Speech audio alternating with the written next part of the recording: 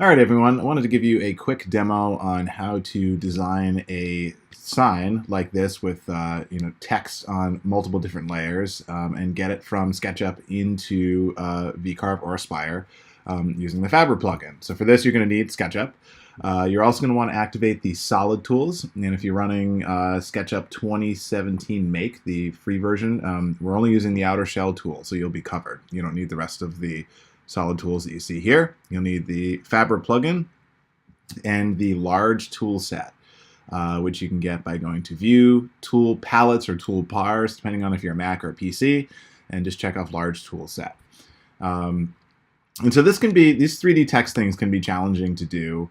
And I want to show you a workflow that may work well if you are designing signs for people. So this is going to be the final product here. Not the most attractive sign, but it'll show you the tools you need to use to do this. So I'm going to start here with a rectangle. We'll make it about this size, about the same size as the other one. And I'm going to push-pull this up 2 inches like this. So we're going to start with some 2-inch thick material. And we can see that here with our tape measure tool, 2 inches thick. I'm going to use the tape measure tool just to map out some roundovers. So we'll set these at 4 inches. And obviously this video assumes that you have some level of comfort with SketchUp. And let's see, we'll make some arcs here like this, and I'll take my push-pull tool, make this last arc like that, and then I'll take my push-pull tool and just sort of subtract away these arcs like this, and then I'm going to use the offset tool, make a little sort of rim around here like this, and I'm going to push this down 1 inch exactly, and you'll see why in a moment here. Then I'm just going to go to delete these guide rails because I don't need them anymore. And now I'm going to select this whole part and I'm just going to make it a component. The name doesn't matter. I'm just actually going to leave it stock like that. Now I'm going to go to the 3D text tool. So let's see how tall this text is here. So this is about 16 inches.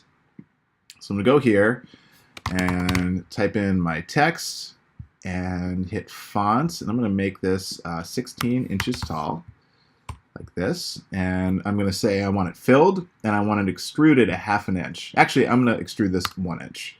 So these letters are going to be 1 inch thick. So I hit place and I get this font that I can set down.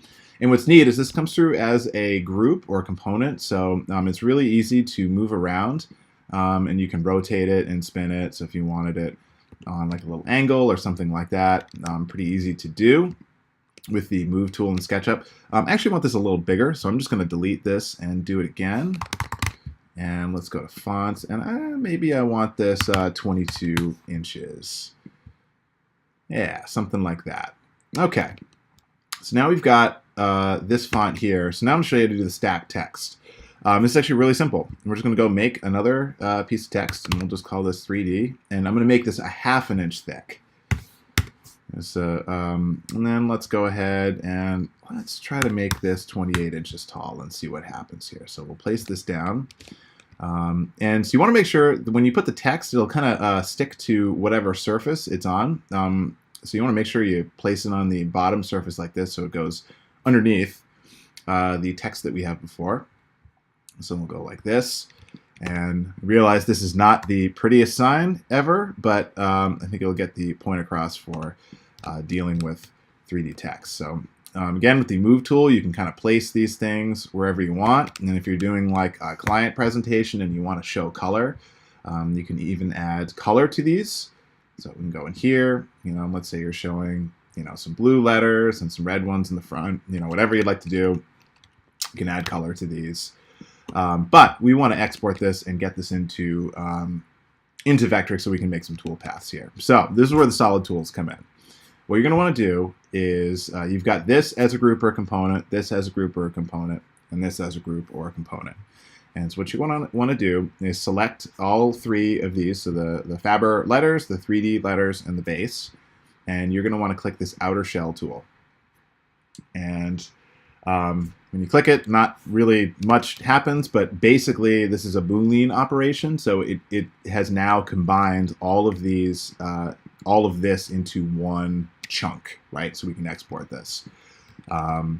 Good practice, by the way, is before you do this, make a copy of everything in SketchUp if you plan on perhaps moving around later, but we're going to do this as a one-shot here.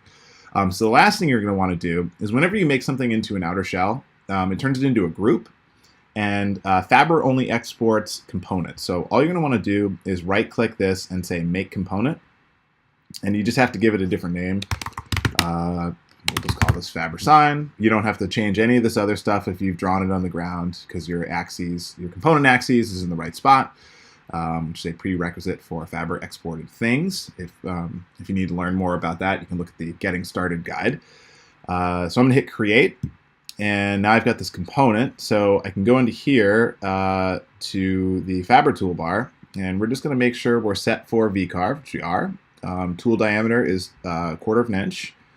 And I'm going to go ahead and press Export. And that'll bring up the dialog here, and we'll save this on the desktop as Sign Test. All right, and I'm going to jump over to Windows. Hold on just a moment.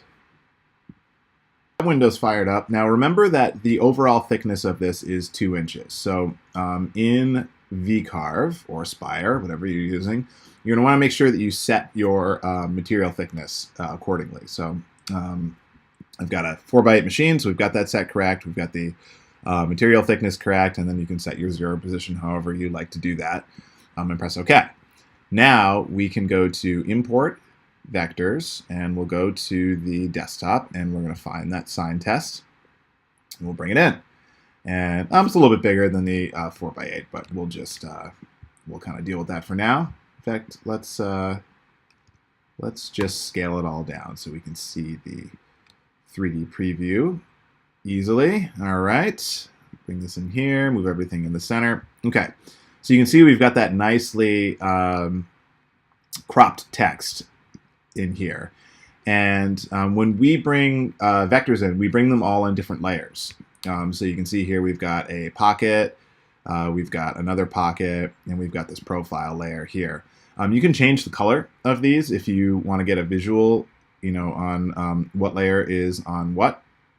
But here's the really easy part. You actually don't even have to do any of this. You can go to Gadgets, go to our Fabber gadget, and run Get Fabber, and it's going to pop up. It's going to ask you what tool you want to use for each operation. So for the pocket, this is a 1/2 inch depth pocket, so I'm just going to pick my 1/4 inch end mill. In reality, probably is a bigger tool for this sort of stuff, but this is just a demo. It's asking me for the second pocket, what I want to use. Then the profile cutout, which is cutting out the whole sign. They ask us for that. And so what this has done is created all of the toolpaths that you need to cut this out. So you'll see the toolpaths over here.